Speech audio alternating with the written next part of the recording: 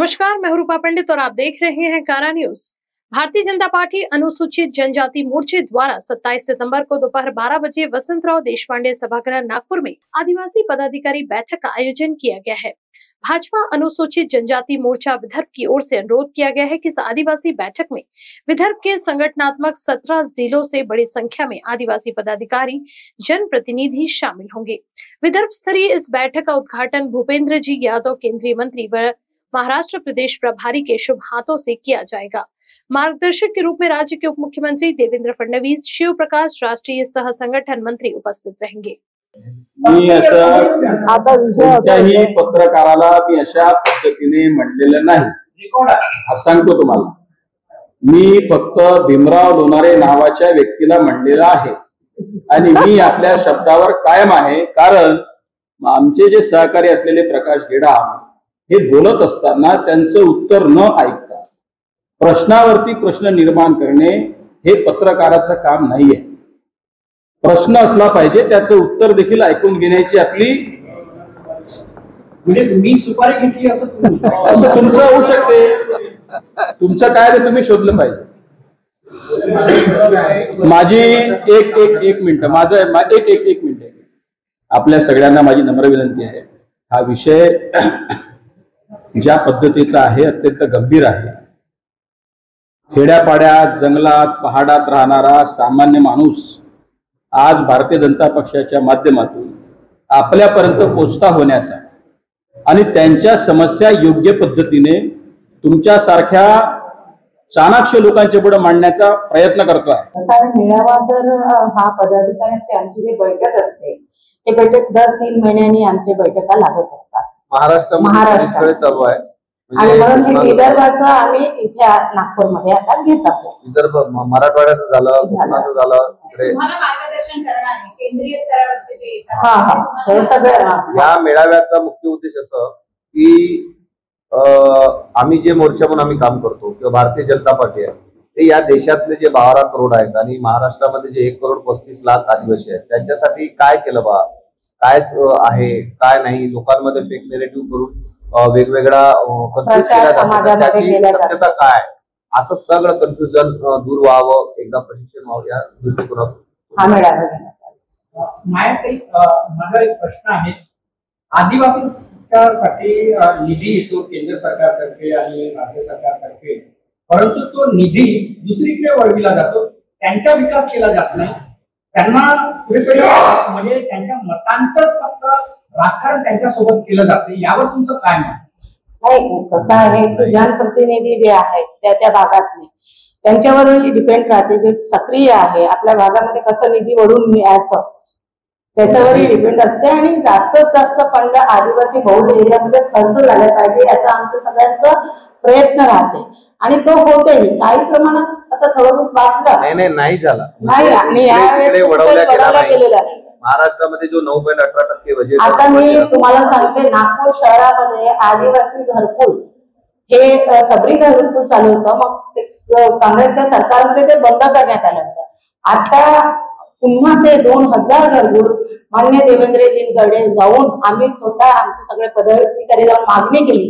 2000 घरकुल ते नागपूर शहरासाठी ते मंजूर करण्यात आलेलं आहे आणि ते लगेच आम्ही ते देणार पण आहे। आता जी घटना घडली, तुम्हाला माहिती असेल, एका आई वडील त्या मृतदेह गडचिरोलीवरून ते घेऊन चालले, खांद्यावर घेऊन चालले। उपमुख्यमंत्री देवेंद्र फडणवीस गडचिरोलीचे पालकमंत्री आहेत, मग अशा वेळी तुम्ही म्हणता विकास झाला, आरमोरी सारख्या शहराचा विकास झालेला नाही, तुम्ही कशावर म्हणता? तुम्ही कारण सत्तेत असल्यामुळे तुम्ही त्यांची बाजू घेतात का? नाही, बाजू वगैरे नाही, आम्ही नेहमी समाजाच्या मागे आहोत।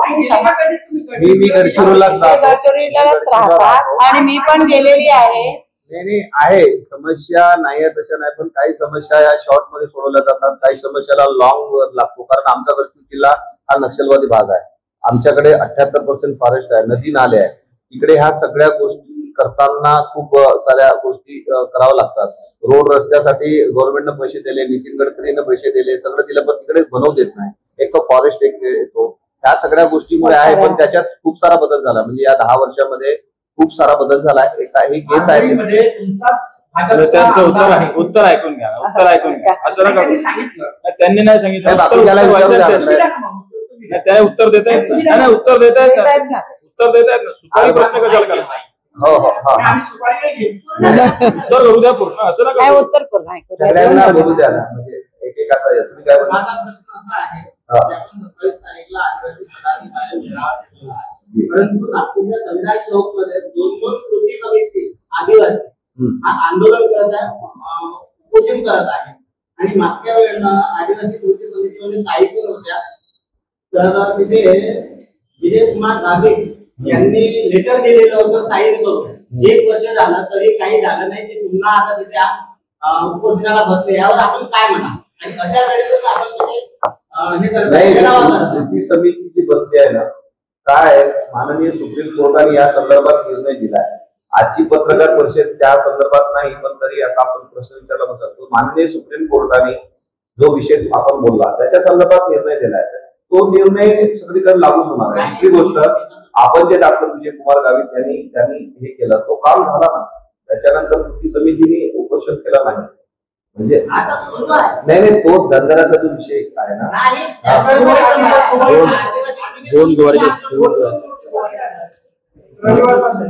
गोवारी समाजाचा दोन विषय आहेत तिथे.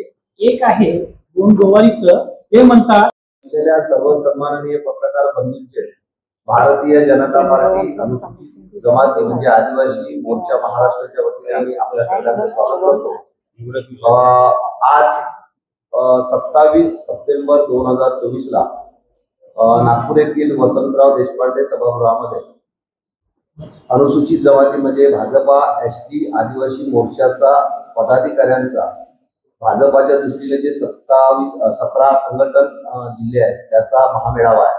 त्या महामेळाव्याच्या संदर्भात आपल्याला माहिती देण्याकरता ही पत्रकार परिषद आहे. ही पत्रकार परिषद माजी महापौर व अनुसूचित जमाती आयोगाच्या राष्ट्रीय माजी सदस्य आमच्या मायाताई उनाते, त्याचप्रमाणे पत्रकार परिषदेला भारतीय जनता पार्टीचे महाराष्ट्राचे उपाध्यक्ष माननीय धर्मपालजी मेश्राम प्रेस नोटमध्ये नाव दिले आहे. त्याचप्रमाणे थोड्या वेळात येत आहे. मी प्रकाश गेडाव, महेंद्रजी उर्के प्रदेश उपाध्यक्ष, बंटीभाऊ पण थोड्या वेळात येतील, राजीव. त्याचप्रमाणे आकाश मळावी आमचे प्रदेश चिटणीस आहेत, श्याम कार्लेकर जे महानगराचे अध्यक्ष आहेत एसटी मोर्चाचे, हे सगळे उपस्थित आहेत. मी आजच्या पत्रकार परिषदेला संबोधित करण्यासाठी माननीय मायाताई उनातेंना विनंती करतो. कारा न्यूज के लिए विलास पराते की report. Central provincial school end junior college शिक्षा पाए अब संस्कार के साथ day boarding end residential school facilities, library, laboratories, computer room, digital classrooms, music, vocal and instrumental, dance, classical and western, sports, indoor and outdoor. Central Provincial School and Junior College, 38 Vedahari, Outer Ring Road, Post Besa, Nagpur. Our branches at Rameshwari and Vedahari. Contact number 7276066999 and 7276055999. Central Provincial School and Junior College.